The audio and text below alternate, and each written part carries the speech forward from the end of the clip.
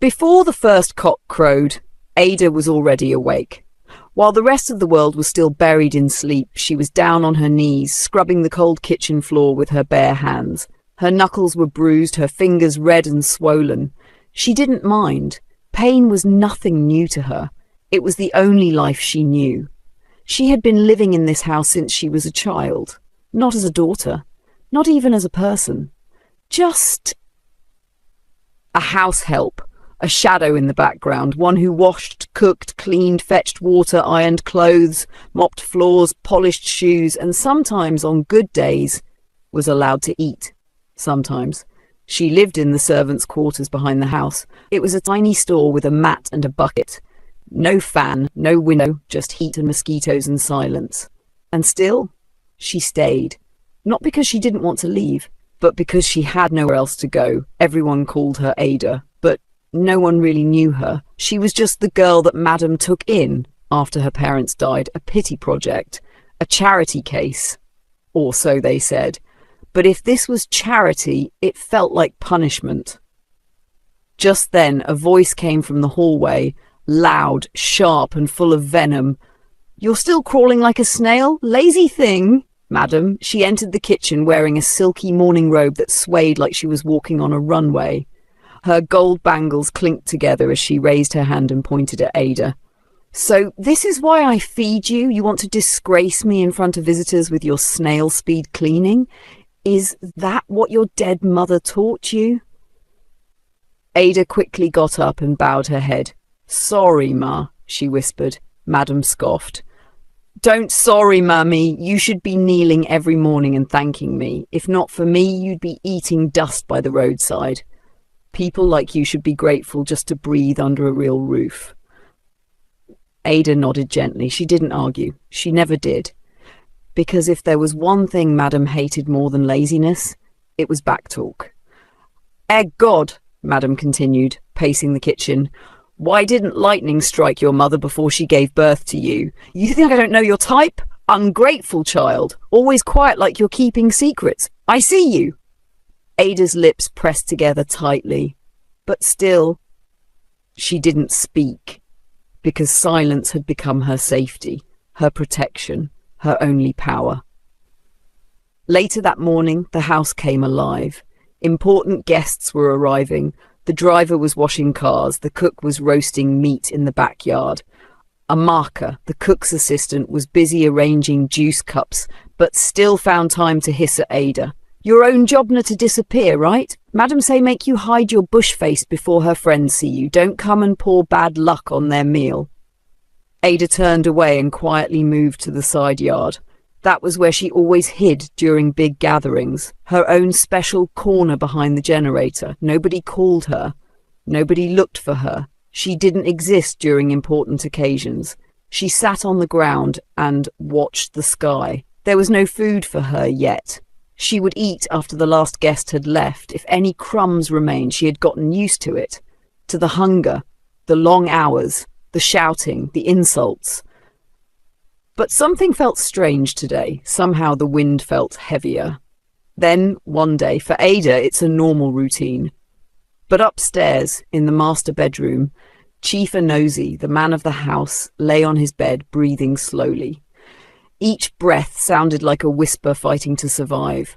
He had been sick for weeks. Doctors came and went. Medications piled up. Madam cried whenever visitors came. But the moment they left, she went back to scrolling through her phone. But today something changed. The nurse on duty saw his hands trembling and rushed to him. "Chief," she called softly. "Do you need anything, sir?" He tried to speak. His lips moved, but his voice was fading. "Call her," he said weakly. "Who, sir?" the nurse asked. "Ada." The nurse blinked. She looked confused.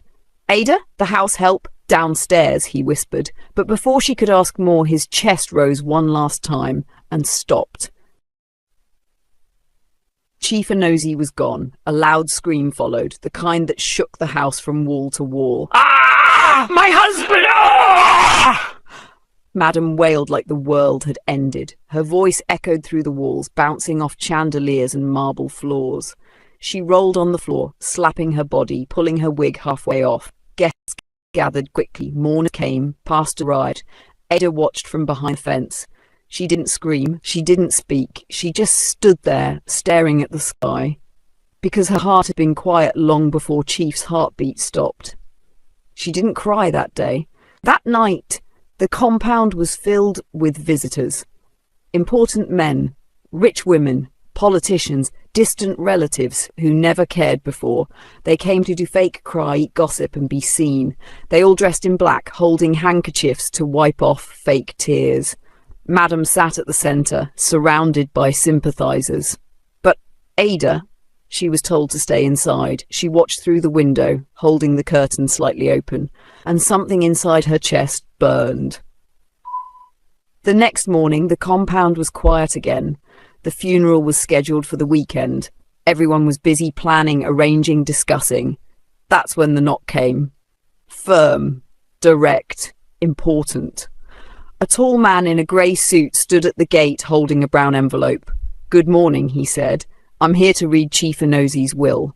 The gatekeeper let him in quickly. The man walked straight to the living room where Madam sat. "I'm Mr. George," he introduced. "Chief's personal lawyer. I have instructions to read the will today." Madam straightened up. Her face looked calm, but her fingers were shaking slightly. "Of course," she smiled, "you can go ahead." Her mind was already dancing with calculations. The house, the lands, the cars, the businesses. She looked up at the ceiling and whispered under her breath, "Ah, God, at least let something good come from this death." But little did she know, what was inside that brown envelope was nothing like what she was expecting. The living room was silent, unnaturally silent. Even the wall clock ticking sounded loud. Madam sat upright in her armchair like a queen about to receive a crown. She had changed into a deep black lace, her gold bangles swapped for silver, her makeup adjusted to look just enough like grief. A few relatives had gathered. Some were already whispering in corners, pretending to mourn but more curious about what Chief had left behind. There were cousins, nephews, a brother who hadn't visited in years, all wearing long faces but eyes sharp as knives. The lawyer, Mr. George, stood in the centre of the room with the brown envelope clutched firmly in his hand. He cleared his throat. "This is the last will and testament of Chief Anthony Enosi," he began. The room grew colder. A few people crossed their legs. Madam folded her arms. One of the cousins leaned forward, already dreaming of land documents. Ada stood at the far end of the hallway, not inside the living room, not with them. She stood near the curtain, quiet like a piece of furniture. Her clothes were plain, her hands folded in front of her, and her eyes, deep, tired and unreadable, watched everything. No one acknowledged her. Not one person asked her to sit. She wasn't family. She was just the girl who cleaned up after them. The lawyer opened the envelope carefully. The sound of paper sliding out was somehow louder than usual. He held the document, adjusted his glasses, and began to read. "To my beloved wife, Veronica Enosi." Madam's lips stretched into a slow smile. Her shoulders relaxed. She turned slightly toward the crowd, already forming a picture in her mind. "The house is mine. The business, mine. Ada? She can leave today." But the lawyer continued. "I leave the Lexus Jeep and a personal allowance to be paid quarterly from my fixed deposit account. The guest house at Epé is also hers." Madam's smile twitched. "Quarterly allowance?" She blinked. Madam blinked again and said politely, "Is that all?" The lawyer paused. He didn't answer her. He simply turned to the next line. "To my brother, Elder Kenechukwu Enosi, I leave the sum of 2 million naira." The old man grinned toothlessly. "Ah, Tony, my brother, good man." "To my cousin, Afani, I leave my 2005 Toyota Hilux and 1 plot of land in Enugu."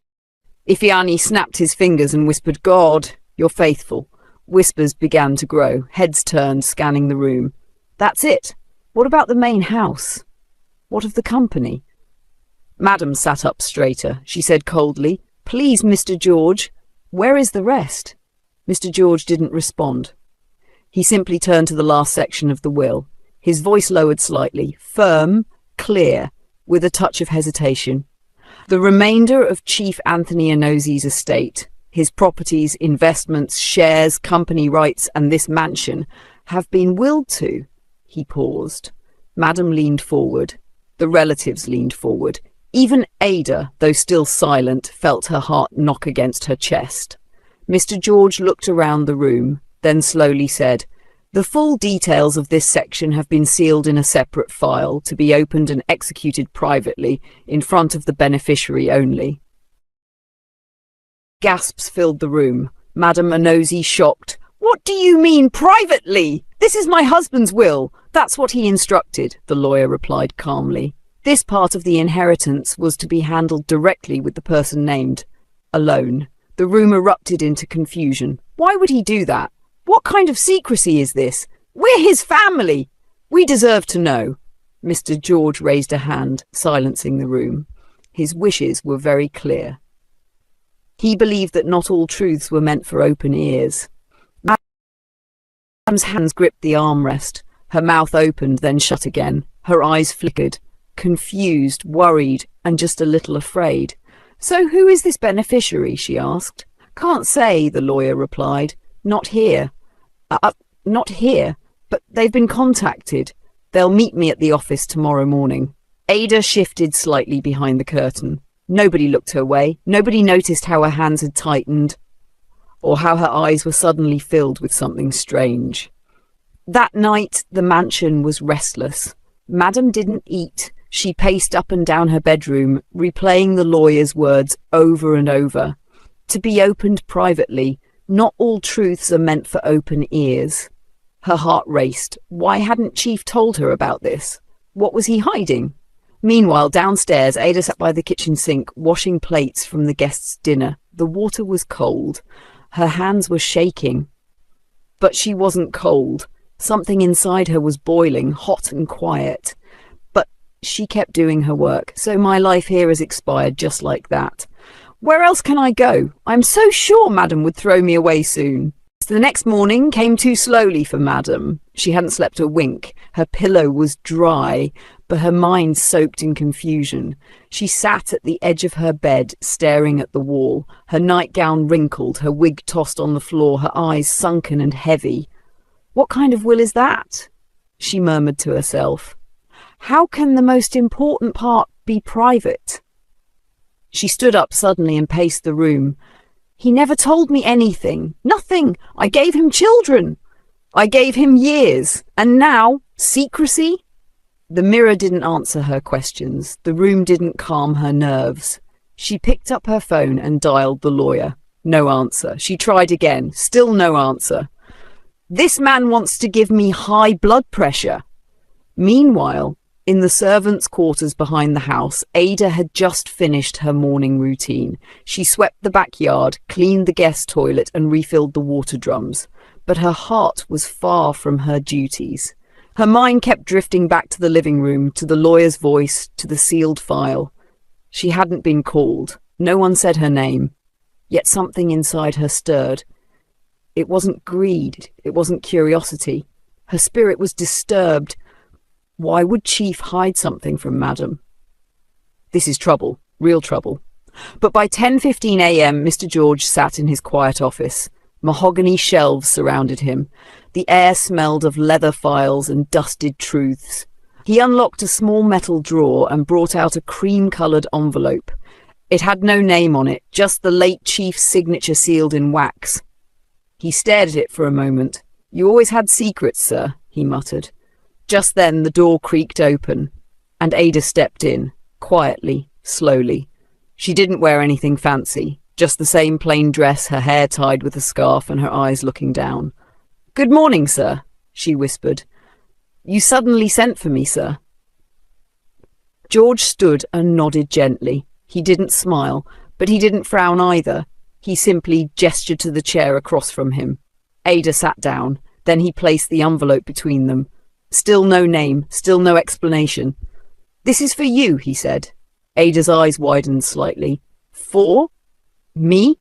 He nodded again. "Chief left instructions. Everything that's in here is yours to know." Ada didn't touch it.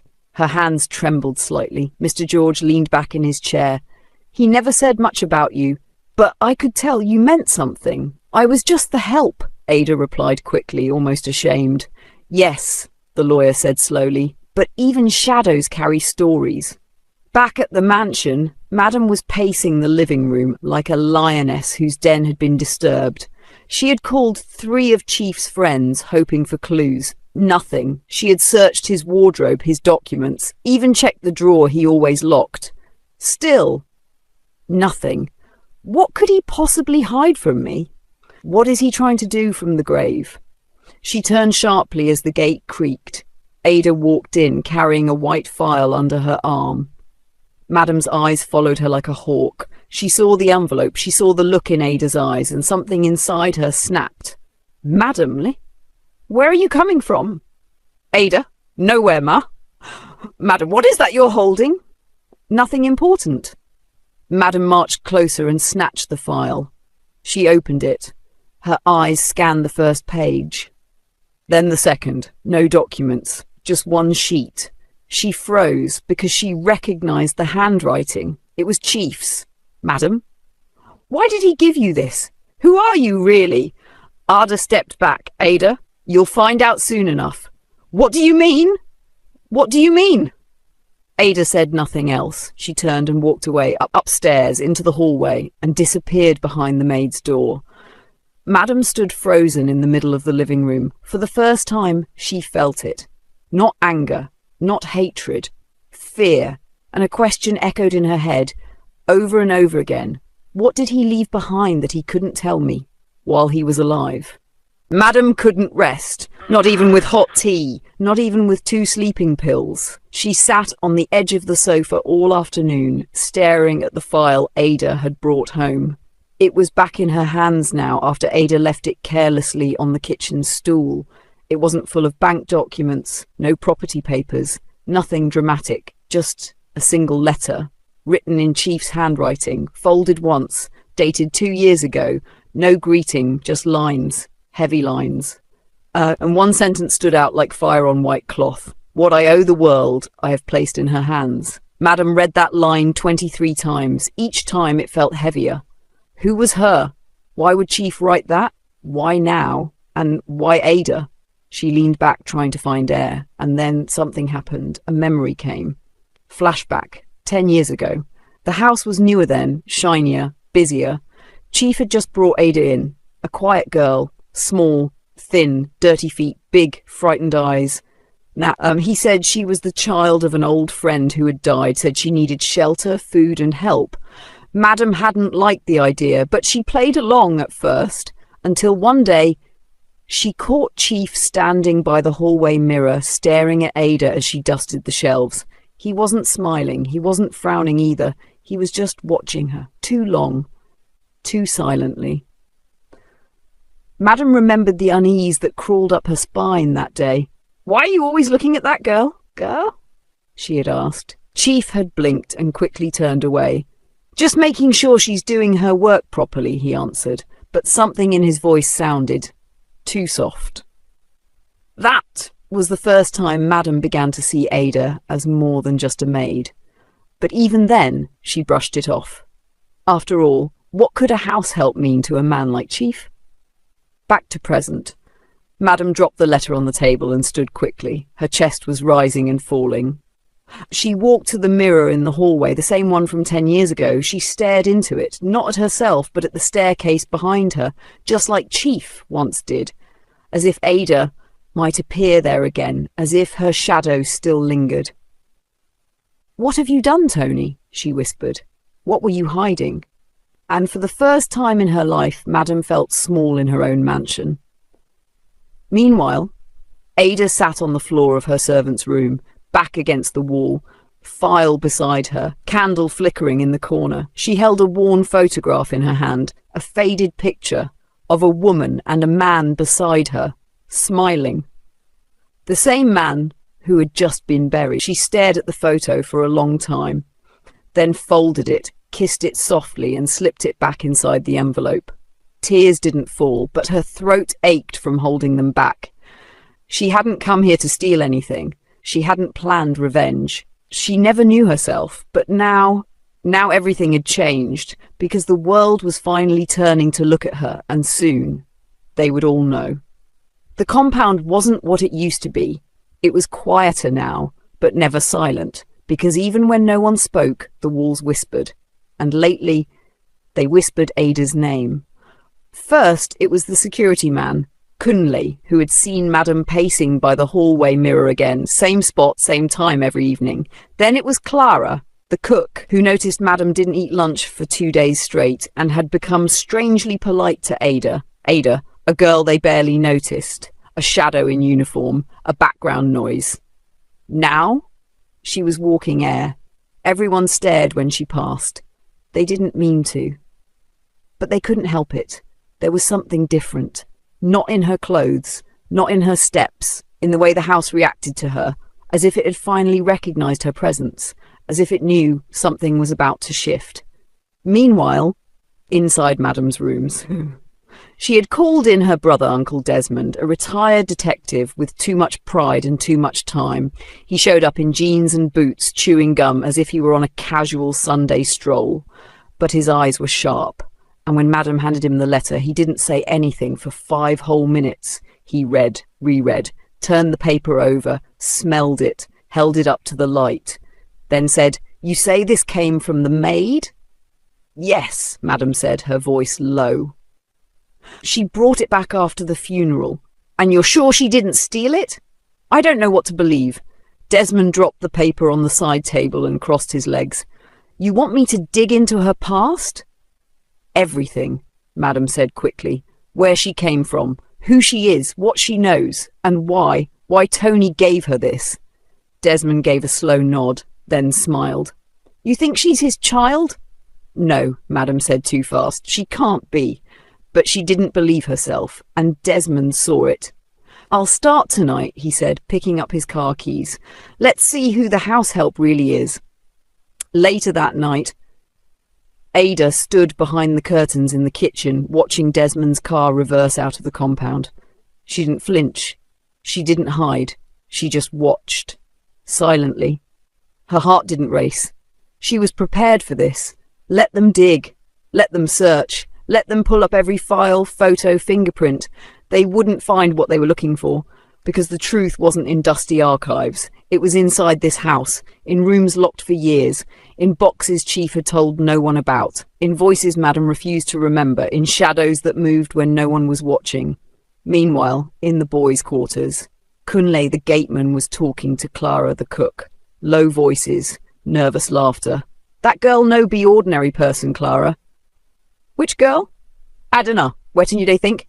Clara wiped her hands on her apron. "You dey fear small girl?" "Fear?" "No be fear, no respect, something day. I swear, even Ogatoni dey fear her spirit. That girl hold power. How Chief go write letter give her. He no even dash her anything. He only left her a letter." They laughed, but they didn't stop watching their backs. A few days later, the hall inside Chief Onosi's mansion was so quiet you could hear the grandfather clock ticking in the corner. Every portrait on the wall seemed to be watching, judging.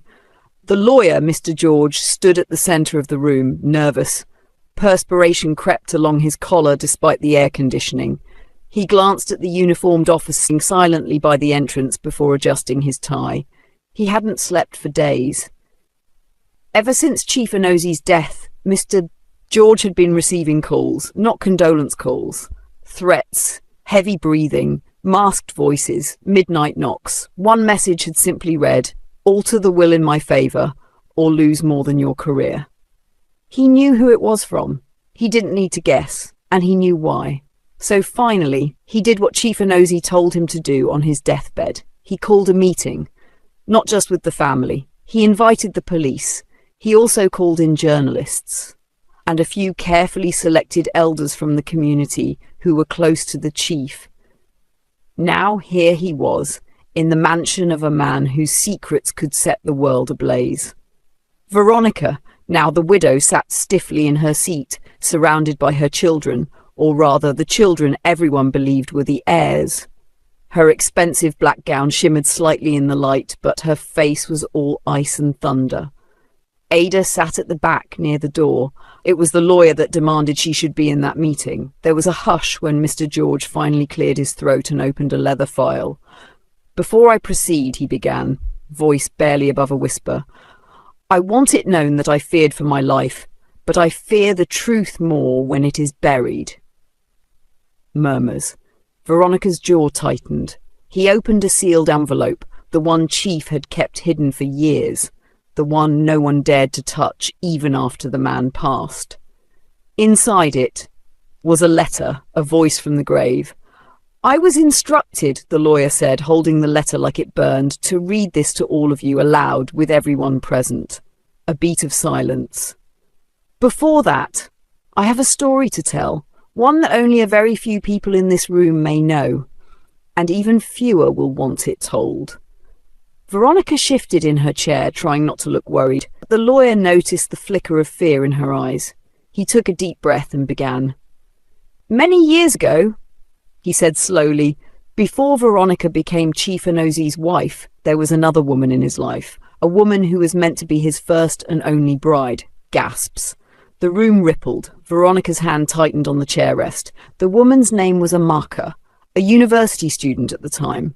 Gentle, quiet, pure. She carried Chief's child. He had every intention of marrying her. They even had a secret court wedding witnessed by just one soul, her best friend, Veronica. Heads turned, but things did not go as planned. The lawyer's voice dropped. Chief was called abroad urgently. He left Amaka in the care of Veronica, promising to return, but while he was away, he paused, his voice catching. Something terrible happened, something that never should have been hidden. The tension was electric now. Some people were on the edge of their seats. Others glanced between Veronica and the lawyer, whispering. The police officers stood straighter. Veronica's fingers now gripped the chair like a claw. "I'll keep the story brief," the lawyer said. "You will hear the rest from the chief's own words in this letter." Then he looked at Veronica squarely. "But before I read it, I must announce one thing, a decision, a revelation." He turned to the stunned audience. The sealed envelope was meant to be opened today. It contains the final will of Chief Enosi. And according to that will, all remaining properties, including lands, estates and trusts, businesses, fixed deposits, his complete wealth, will go to only one person. Another pause, a collective breath. Veronica sat forward. Her 3 children did the same. One of them even whispered, "It's definitely me." But the lawyer shook his head slowly. "The person is Ada Enosi." A gasp tore through the room. A scream followed. Veronica shot to her feet. "That girl is not my husband's child," she yelled. "She's a stray! A charity case he brought into our home! This is an insult!" The room broke into chaos. Some people murmured in agreement. Others looked confused. One of the elders stood up, demanding order. But the lawyer raised a hand. "I thought you'd say that, madam," he said with a cold smile. "That's why everyone must listen to this story before I read Chief Enosi's letter." Years ago, Veronica was just a young final-year student, bright, ambitious, and dangerously envious. She shared a room with her classmate Amaka, a soft-spoken and beautiful girl who unknowingly held a secret that would change the course of all their lives. Amaka was engaged to Anthony, a powerful and respected business magnate, already in his late 50s. Despite his age, he is still single and he visited the university often just to see her. To others, he was a mentor or sponsor, but to Amaka, he was everything. One evening, Veronica pretended to be asleep when she overheard the most shocking news. Anthony had come to see Amaka in secret. His voice was low, urgent. "Let's do a quiet court wedding," he said. "No one needs to know yet. I'm travelling abroad soon on official duty and I can't let this child be born outside wedlock." Amaka hesitated, then nodded tearfully. "Yes, I'll marry you." And they did, quietly, secretly. No one knew, except Veronica. But Anthony never returned quickly. His trip stretched longer than planned. Months turned into a year. By then, Amaka was heavily pregnant and alone. The night labor came. She groaned in pain, calling out for help. But Veronica, the only one around, ignored her cries. Instead, she did the unthinkable. She left Amaka to struggle through childbirth alone. And when a baby girl, was born, Veronica wrapped her in a cloth, snuck out, and dumped the crying newborn in the bushes behind the hostel. By morning, Amaka had lost too much blood. She died, clutching air, whispering the name Anthony. When Anthony returned 2 years later, eager to reunite with his bride and meet his child, he was told a devastating tale. Sir, Amaka died during childbirth, and sadly, the baby didn't survive either. Anthony wept. Shattered and grieving, he leaned on the only person who had been close to Amaka, Veronica. She became his comfort, his solace, and in time his wife. But fate has a bitter way of revealing truth. 2 years into their marriage, an old woman from a nearby village showed up at Anthony's estate with a worn bag and a child at her side, a little girl named Ada. She told a story that froze Anthony's blood. I found her 5 years ago, wrapped in bloodied cloth, crying by the bushes behind a school. I took her in. She's mine now, but I know she isn't really mine. From the story that I gathered, she might belong to you. Something stirred in Anthony's chest. A flicker of possibility. He conducted a DNA test behind Veronica's back. The results broke him. Ada was his daughter, Amaka's daughter, the very child he'd mourned for, the child he believed had died. And suddenly, the woman he had married, his saviour, became his deepest betrayal. But Anthony didn't confront her. No, instead he made up a lie. He brought Ada into the house, looked into Veronica's eyes and said, "She's an orphan. Her parents died. We need to help her live." And that was how little Ada, at just 5 years old, was brought into the house as a stranger to her own father and a threat to the woman who tried to erase her from existence. After the murmurs, he held up a letter and began to unfold it. He adjusted his glasses with trembling hands. The sealed envelope, thick and yellowed with age, was already damp with sweat from his grip. He cleared his throat and glanced at the crowd. Ada sat at a corner, her hands clenched tightly on her lap. Veronica stood defiant, breathing heavily. Her children, visibly confused, stared at their mother. He slowly broke the wax seal and pulled out the handwritten letter, Chief Anosi's unmistakable penmanship. Then he began to read. "To my beloved family, if this letter is being read, then I am no longer among the living. But before I left, I knew my house was a pile of secrets built on a dangerous lie. I married Veronica because I thought she was the only thing left to hold on to after losing Amaka and my child. I trusted her. I built an empire beside her, but I never knew I was sleeping beside my greatest betrayal. The truth was revealed to me not through words, but through silence. The kind of silence a man only hears when the spirit of the dead whispers behind his ears at night. I want to address my sons first, Elvis and Chuka. You were raised in my home, trained in my schools, and loved like my own. I gave you my name and shaped you as heirs. But I knew from the start, you are not my blood. You were born before I married your mother. I raised you as mine because I believed a good man does not father only those born of his loins, but those born into his life. I do not hate you, but I will not lie to my grave pretending you are my seed. And now to the one this letter truly belongs to, Ada Anosi. I knew you were my daughter the moment I saw your eyes. You look like your mother, Amaka, the only woman I ever truly loved.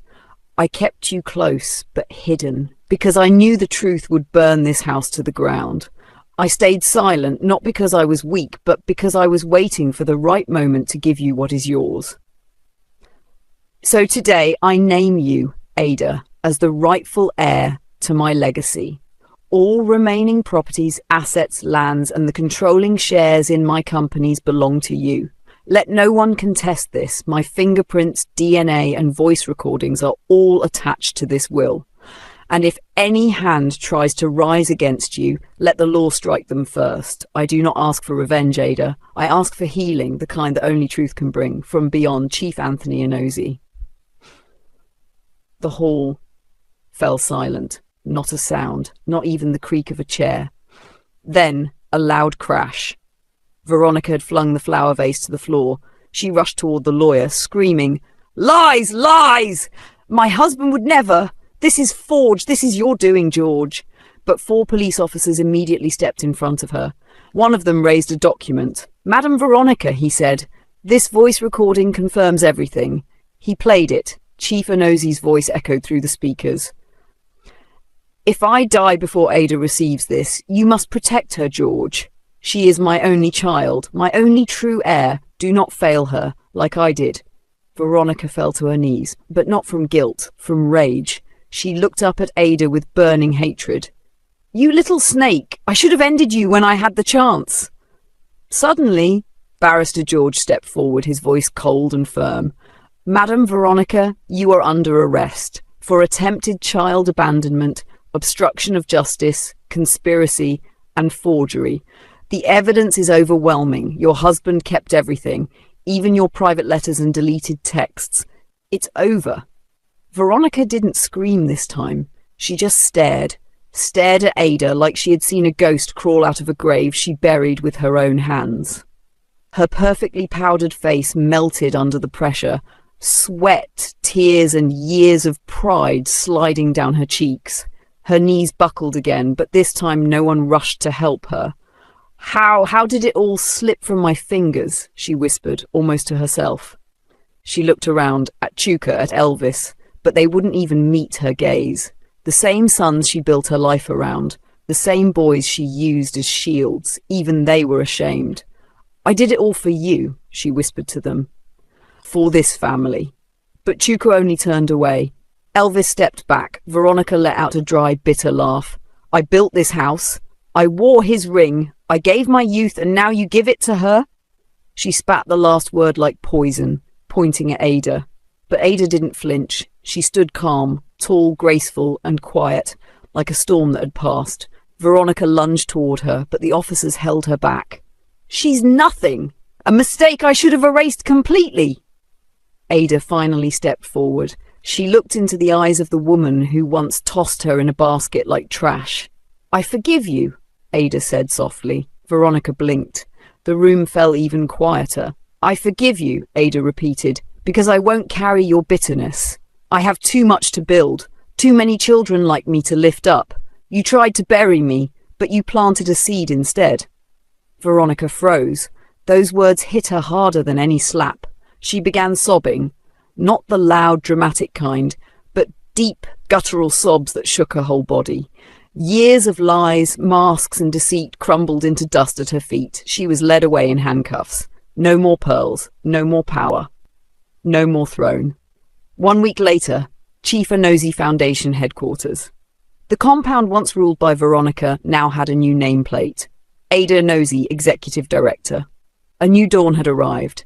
Ada walked through the halls, now redecorated with portraits of children, outreach projects, and community schools.